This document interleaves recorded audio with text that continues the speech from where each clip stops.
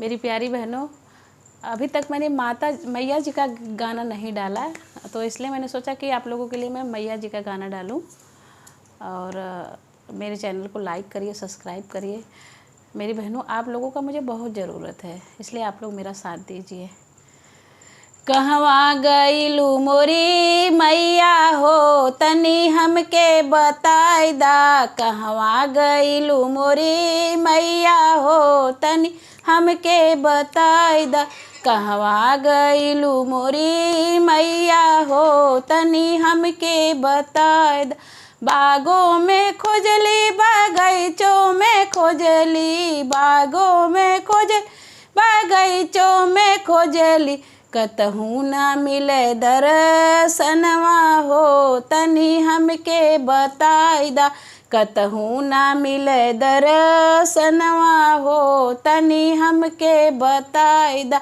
कहवा गईलू मोरी मैया हो, तनी हमके बताई दा। कहवा गईलू मोरी मैया हो, तनी हमके बताई दा। महलों में खोजली, दो महलों में खोजली, महलों में खोजली, दो महलों में खोजली, कतहू ना मिले दर्शनवा हो, तनी हमके बताई दा। कहवा गईलू मोरी मैया हो, तनी हमके बताई दा।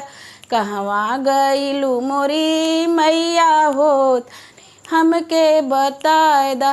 कुआनों पे खोजली, जगतिया पे खोजली, कुआना पे खोजली, जगतिया पे खोजली, कतहू न मिले दर्शनवा हो, तनी हमके बताई दा।